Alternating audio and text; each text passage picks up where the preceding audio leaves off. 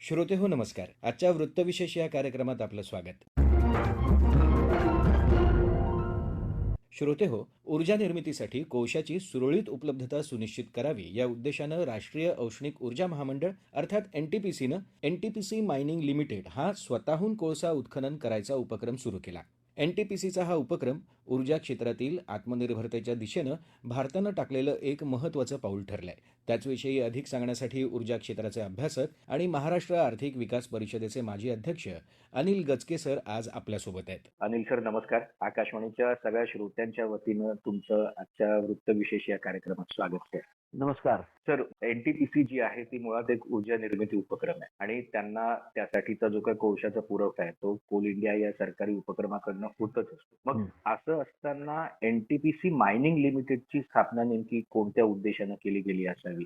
NTPC हे national thermal power corporation असं तिचं फुल नाव आहे आणि अशा ह्या संस्थेला त्यांचं जे रॉ मटेरियल लागतं म्हणजे त्यांचा कोळसा हे त्यांचं रॉ मटेरियल आहे आणि त्यांचं संपूर्ण कामकाज सगळं हे त्या कोळशावरती अवलंबून असतं. मग अशा परिस्थितीमध्ये कोळशाचा पुरवठा, कोळशाच्या किमती, कोळशाची वाहतूक ह्या सगळ्या गोष्टींवरती त्यांना अवलंबून राहिलं होतं. एक दिवस जरी कोळसा कमी पडला तर मग त्यांची जनित्र जी असतात ते चालू राहण्याची शक्यता कमी होते आणि ह्या करता त्यांना मायनिंग मध्ये जाण्याचा उद्देश जो आहे काय असतं, ह्या सगळ्या ज्या वेगवेगळ्या प्रकारच्या ज्या कंपन्या असतात ते आपलं रॉ मटेरियल जे आहे ते येण्याची व्यवस्था एकदम सिक्युअर करतात आणि त्याच्याकरता ज्या वेळेला कोळसा कमीच पडला तर त्यांचं इलेक्ट्रिसिटी जनरेशन वरती परिणाम होतो. त्याच्यामुळे कोल इंडियाने जरी कोळसा देण्याचं त्यांना मान्य केलेलं असलं आणि सरकारच्या तर्फे सुद्धा कोल इंडियाचा कोळसा घेण्याच्या बद्दल त्यांना बंधनकारक होतं किंवा आहे, तर अशा परिस्थितीमध्ये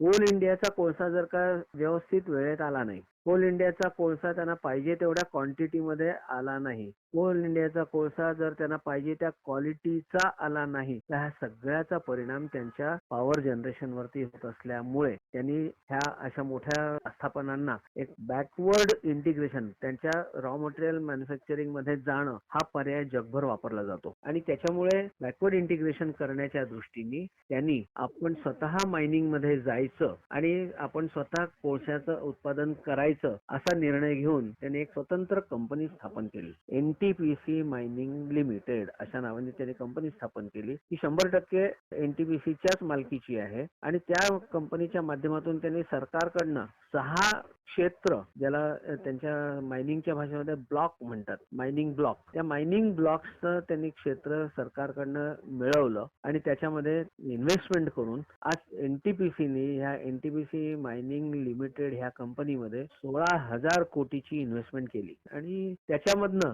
त्यांनी एक बघितलं की ज्याला एनर्जी सिक्युरिटी म्हणतात की आपल्याला 100% ऊर्जा मिळेल, ह्याकरता काय करायला लागेल त्या गोष्टी सगळ्या ते करायचा प्रयत्न करतायत. म्हणून त्याच्यामध्ये पहिला टप्पा घेतला तो त्यांनी मायनिंग सुरू केलं. आता तुम्हाला एवढंच आहे की तुम्हाला आणि मला जे काही वीज मिळते त्या विजेच्या करता जे वीज उत्पादन करणाऱ्या कंपन्या आहेत त्याच्यातली एनटीपीसी ही सगळ्यात मोठी कंपनी आहे आणि त्यांनी हे असं करणं, बॅकवर्ड इंटिग्रेशन करून त्यांच्या कोळशाचा पुरवठा सातत्याने आणि सुलभ रीतीने आणि एका मर्यादित दरामध्ये हे करणं, ह्या दृष्टीने त्यांनी जे केलं उचललेलं पाऊल आहे ते अतिशय योग्य आहे.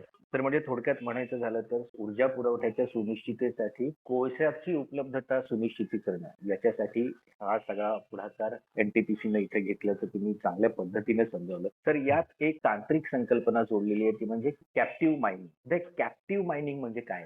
काय असतं की ज्या वेळेला तुम्ही काही तुमच्या रॉ मटेरियल करता जे कोणावरती तरी अवलंबून असता, तर त्या अवलंबून राहण्याच्या प्रक्रियेला बगल देऊन किंवा ते जरा बाजूला ठेवून ज्या वेळेला तुम्ही स्वतःच त्याच्यामध्ये उतरता त्यावेळेला तुम्हाला त्याचा जो परवाना मिळतो तो परवाना तुमच्या स्वतःच्या उपयोगाकरता फक्त असा परवाना मिळतो. म्हणजे आता एनटीपीसीने मायनिंग सुरू केलं तर मायनिंग मधनं काय ते काढणार आहेत, कोळसा काढणार आहेत. त्यांचा उद्देश काय आहे, त्यांचा कोळशानी त्यांची विजेची जनित्र आहेत ती चालू राहावीत. मग हा कोळसा काढताना इतर सुद्धा काही गोष्टी मिळाल्या जर का तर त्याचं त्यांना विक्री करता येणार नाही. म्हणजे उद्या मॅंगनीज मिळालं किंवा आणि काही मिळालं त्या खाणीमध्ये किंवा हा कोळसा त्यांना लागणाऱ्या आवश्यकतेपेक्षा जास्त असेल किंवा बाजारामध्ये भाव वाढलेत म्हणून त्यांनी व्यापारी दृष्टिकोन ठेवून जर का तो कोळसा बाजारामध्ये विकायचा प्रयत्न केला तर त्याला परवानगी नाही आणि इंग्लिशमध्ये त्याला कॅप्टिव्ह कन्झम्पशन असं म्हणतात. म्हणजे तुम्ही फक्त तुमच्या स्वतःच्या वापराकरता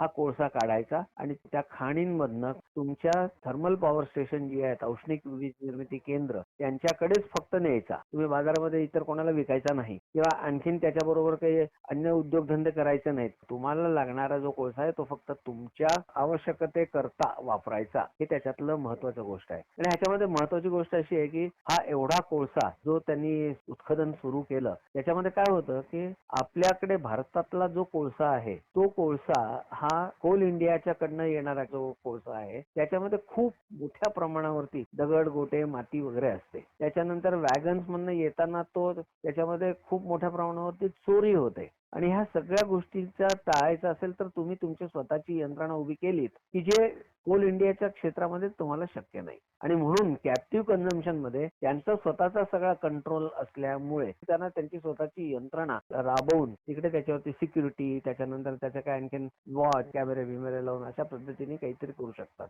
आणि त्याचबरोबर भारतामधला जो कोळसा आहे तो वापरल्यामुळे त्याची किंमत ही कमी असते. परत तो कोळसा, भारतातला कोळसा जो आहे तो जगातनं येणाऱ्या कोळशांच्या पेक्षा त्याच्यामध्ये सल्फर डाय ऑक्साईड हे जे सल्फरची कंटेंट कमी असतात, त्याच्यामुळे उत्सर्जन वायूंमध्ये सल्फर डाय ऑक्साईडचं प्रमाण कमी असतं. तेच जर का कोळसा म्हणजे आता सुद्धा एनटीपीसी काय किंवा अन्य जे वीज उत्पादक कंपन्या ज्या आहेत त्या सगळ्या परदेशातनं कोळसा मागवतातच. इंडोनेशिया, साऊथ आफ्रिका, ऑस्ट्रेलिया ह्या सगळ्या देशांमधनं कोळसा येतो. कारण आपल्या इकडचं कोळशाचं उत्पादन जे आहे ते कोल इंडियाच्या माध्यमातून जे होतं ते पुरेसं होत नाही आणि ते मिळत नसल्यामुळे त्यांना हा कोळसा आणायला लागतो. तर आपल्या कोळशामध्ये माती आणि दगड हे जास्त असतात. उलट इतर देशांमधून येणारा कोळसा आहे त्याच्यामध्ये त्याचं प्रमाण कमी आहे परंतु सल्फरचं प्रमाण जास्त आहे. आणि जो देशातून आणलेला कोळसा असतो तो कोळसा हा मोठ्या प्रमाणावरती जागतिक किमतीशी निगडीत असतो. जगातल्या कोळशाचे दर वाढले तर ऑस्ट्रेलियावरून येणारा कोळसा जो आहे त्याचा दर वाढलाच पाहिजे. मग आपल्याला आपल्या देशामधला उत्पन्न होणारा कोळसा आहे त्याच्यावरती कंट्रोल आपल्याला ठेवता येतो. त्याच्या किमती इंटरनॅशनल दराशी संबंधित नाहीत. पण जगामधले दर वाढले तर कोल इंडिया थोडाफार त्यांचे दर वाढवतातच. पहिले एनटीपीसी कसं आहे त्यांचं स्वतःच असल्यामुळे त्यांना स्वतःचा जो खर्च आहे तोच त्यांचा उत्पादन खर्च आहे आणि त्याच्यावरती त्यांना आणखीन प्रॉफिटेबिलिटी करण्याकरता काही वेगळं करायला लागत नाही. कारण त्यांचं विजेचं उत्पादन जे आहे ते विजेचं उत्पादन स्वस्तात होईल कोळशाचा दर कमी झाले तर. आणि ह्या दृष्टीने त्याच्यातनं जगभरातनं आणणारा जो कोळसा आहे हे लोक काय करतात की भारतातला कोळसा आणि जगातनं आयात केलेला कोळसा ह्याचं मिक्सचर करतात आणि ते मिक्सचर करून त्याच्यामध्ये बॉयलर मध्ये जाळतात. तर आता काय झालेलं आहे की 2024चा अनुभव त्यांचा असा आहे की एकंदर पूर्वी 23% त्यांना मिक्सिंग करायला लागायचं ते आता प्रमाण त्यांना 18% वरती आलेलं आहे. त्याच्यामुळे आयात कोळशावरती खर्च होणारा पैसा जो होता तो कमी झाला आणि अशा पद्धतीने केल्यामुळे त्यांच्या स्वतःचं उत्पादन जी किंमत आहे ही कमी झालेली असल्यामुळे त्यांच्या एकंदर एनटीपीसी या कंपनीची प्रॉफिटेबिलिटी वाढू शकते. ग्राहकांना आता ग्राहक कसे तुम्ही आणि मी डायरेक्ट ग्राहक नाही आहोत परंतु ज्या सगळ्या राज्य सरकारच्या ज्या एमएससीबी सारख्या कॉर्पोरेशन्स आहेत वेगवेगळ्या कारण एनटीपीसीचे प्लांट्स जे आहेत ते सगळे देशभर त्यांचे प्लांट्स आहेत आणि त्यामुळे त्यांना त्या त्या ठिकाणहून त्यांना तिकडे कोळसा पाठवणं हे सोयीचं होणं आणि त्या सोयीच्यामुळे त्याचं कॉस्ट जी आहे ती त्यांनी फक्त त्यांची इन्व्हेस्टमेंट कॉस्ट जी आहे ती आणि त्यांची ऑपरेटिव्ह कॉस्ट जी आहे ती आणि त्याप्रमाणे त्याची ते मग त्याच्यातनं किती वीज निर्मिती होते हे बघून त्या विजेचा दर ठरतो. मग अशा परिस्थितीमध्ये एनटीपीसीला जर का स्वतःच असेल तर आपोआपच त्याच्यावरची इनपुट कॉस्ट जी आहे ती कमी होईल आणि त्यांचं अल्टिमेटली प्रॉफिटेबिलिटी पण वाढू शकते आणि ग्राहकांना दिली जाणारी वीज जी आहे ती सुद्धा थोड्याशा कमी पैशामध्ये देऊ शकतात ते. हा त्याच्यातला मुख्य ऍडव्हान्टेज आहे. म्हणजे एकूणच देशाच्या साधन संपत्तीचा कुठेही चुकीचा वापर होणार नाही याची सुनिश्चिती आणि त्यात किफायतशीरपणा म्हणजे उत्पादकांसाठी सुद्धा आणि ग्राहकांसाठी सुद्धा असेल ही गोष्ट या कॅप्टिव्ह मायनिंगशी जोडलेली आहे. या सगळ्या पार्श्वभूमीवरती जर आपण कोळसा उपलब्धतेच्या बाबतीतला गेल्या वर्षभराचा आढावा घ्यायचा झाला तर त्यात कॅप्टिव्ह मायनिंगचं योगदान मग किती आहे?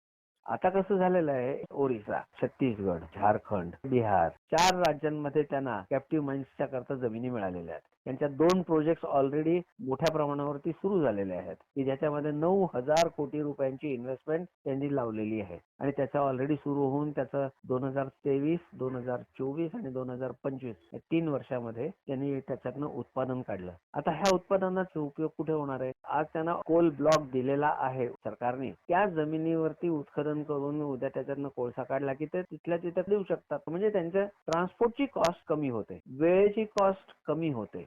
25 दिवस 1 महिना लागत असेल तर हे 10 दिवसात पोहोचू शकतं. त्याच्यामुळे तेवढी त्यांची लीड टाइम त्याला म्हणतात. कसं आहे, लीड टाइमचा संबंध येतो कुठे? ज्या ज्या औष्णिक वीज निर्मिती केंद्रांमध्ये साधारणतः 10 ते 15 दिवसाचा कोळशाचा साठा हा कायम ठेवला जातो आणि तो एवढ्या करता की येताना काही ऍक्सिडेंट झाला आणि ती मालगाडी अडकली गेली तर इथे ह्या वीज निर्मिती केंद्रावरती त्याचा परिणाम होऊ नये असा त्याच्यातला उद्देश असतो. आणि जेवढं अंतर कमी तेवढा तुमचा लीड टाइम जो आहे तो कमी होतो. आता काय झालेलं आहे, ह्या त्यांच्या स्वतःच्या कॉलरीज निर्माण केल्यामुळे त्यांच्याकडे तो कोळसा जो आहे तो बफर स्टॉक ज्याला म्हणतात कोळशाचा, तो त्यांच्याकडे पूर्वी 12 दिवसाचा असायचा, तो आता 15 दिवसाचा व्हायला लागला. आणि त्याच्यामुळे त्यांच्याकडे आणखीन 3 दिवस विजेची सिक्युरिटी क्षमता आणखीन वाढली की जे पूर्वी 12 दिवसाच्या इंधन त्यांच्याकडे उपलब्ध होतं ते आता 15 दिवसाचं झालं, 15-16 दिवसाचं इंधन उपलब्ध झालं. आणि त्याच्यामुळे त्यांना चिंता त्यांची कमी झाली किंवा आज नाही आली गाडी तर काय करायचं, मग त्याच्याकरता ते काय करायचं, त्यांचा पीएलएफ म्हणजे प्लांट लोड फॅक्टर, म्हणजे त्यांचा क्षमता वापरण्याची जी गणित आहे त्याला प्लांट लोड फॅक्टर म्हणतात. मग ते त्यांना कमी करायला लागायचं. मग आता तो पुढचं आणखीन सातत्य ठेवायचं असेल तर त्या सातत्याकरता वीज निर्मिती थोडीशी कमी करायची, त्याला टेक्निकल भाषेमध्ये बॅक डाऊन असं म्हटलं जातं. आणि ह्या करता त्यांच्याकडे 12 दिवसाच्या ऐवजी 16 दिवसाचा जर का बफर स्टॉक झाला तर त्यांना बिनधास्तपणे पाहिजे जेवढी लागते वीज तेवढी वापरता येऊ शकते. सर, एनटीपीसी मायनिंगची जर आजवरची वाटचाल पाहिली तर या उपक्रमाने काय साध्य केलंय आणि शाश्वततेच्या अनुषंगाने जर पाहिलं तर भविष्यात या उपक्रमाची भूमिका किती महत्वाची असणार आहे? नाही, शाश्वततेच्या दृष्टीने बघायला गेलं तर ह्याची भूमिका आणि ह्याचं महत्व प्रचंड आहे. कारण तुम्ही तुमच्या रॉ मटेरियलचा पुरवठा हा सुनिश्चित करता आहात आणि त्याच्यामुळे माझं रॉ मटेरियल कमी पडणार नाही. माझा रॉ मटेरियल कोळसा आहे, तो कोळसा हे कुठेही पुरवठ्यामध्ये अडचणी निर्माण होऊ नयेत. जर का 15-16 दिवसाचा कोळसा बफर स्टॉक म्हणून त्यांच्याकडे शिल्लक राहिलेला असेल प्रत्येक औष्णिक निर्मिती केंद्रामध्ये तर फारच चांगला आहे. हा एक पहिला फायदा. दुसरा फायदा असा की ह्याच्यामुळे आयात करण्याच्या कोळशावरचं अवलंबित्व हे कमी होतं आणि त्याचं प्रमाण पण कमी होतं. आणि तिसरा सगळ्यात महत्वाचा भाग जो आहे तो स्वयंपूर्णता जी लागते. भारत हा देश निर्मितीमध्ये स्वदेशी निर्मितीमध्ये जे आपल्या वेगवेगळ्या संस्था आणि नेते ह्या लोकांनी केलेलं आवाहन जे आहे तर त्या ह्याच्यामुळे हा स्वयंपूर्ततेचा जो काही एक भाग आहे तो अतिशय महत्वाचा आहे. आणि त्या दृष्टीने कोळशाचं उत्पादन करणं, त्याच्यानंतर त्याला त्या कॉलरीज मध्ये वॉशरीज लावणं, त्याच्यानंतर त्या ठिकाणी कोळशाचं मोठे जे दगडासारखे कोळशाचे हे असतात ते तोडून त्याचं बारीक भुकटी करणं, हे सगळं ह्या मायनिंगच्या क्षेत्रामध्ये होऊ शकतं. आणि ती एनटीपीसी मायनिंग लिमिटेड ही जी कंपनी आहे या सगळ्या गोष्टी भविष्यामध्ये नक्की तरतूद करेल. कॉलरीज मध्येच लावतील वॉशरीज आणि भुकटी करण्याचं यंत्रणा. आणि त्यामुळे आपल्याला वीज ही कमी दरामध्ये उपलब्ध व्हायला पाहिजे, ती होऊ शकेल. किंवा किमान दर तरी दर वर्षाला वाढतात ते वाढणार नाहीत ह्याची सुनिश्चितता करणं हे ह्या उपक्रमांमुळे होणं शक्य आहे. सर, म्हणजे ऊर्जा क्षेत्रात भारताला शाश्वततेच्या दिशेनं घेऊन जाणारं हे एनटीपीसीचं पाऊल आहे. एनटीपीसी मायनिंग या इतक्या महत्वाच्या उपक्रमाबद्दल तुम्ही खूप सोप्या शब्दांमध्ये आपल्या श्रोत्यांपर्यंत माहिती पोहोचवली. तुम्ही इतका महत्वाचा तुमचा वेळ दिला त्यासाठी आकाशवाणीच्या सगळ्या श्रोत्यांच्या वतीनं तुमचे मनापासून धन्यवाद सर. धन्यवाद. श्रोते हो, आपला वृत्तविशेष हा कार्यक्रम आपण न्यूज ऑन AIR या ॲपवर लाईव्ह ऐकू शकता. यासोबतच आमच्या मुंबई एअर न्यूज या यूट्यूब वाहिनीवर तसंच आकाशवाणी मराठी बातम्या या पॉडकास्ट चॅनलवर देखील या कार्यक्रमाचं ध्वनिमुद्रण आपल्याला कधीही ऐकता येईल. याबरोबरच आजचा वृत्तविशेष हा कार्यक्रम संपला. हा कार्यक्रम आकाशवाणी मुंबईच्या प्रादेशिक वृत्त विभागानं सादर केला. सादरकर्ते आणि संपादन संगीता गोडबोले, निर्मिती गुरुनाथ तेरवणकर, निर्मिती सहाय्य तन्मय जाधव, समन्वय सोनाली मनसेकर आणि मुलाखत तुषार पवार.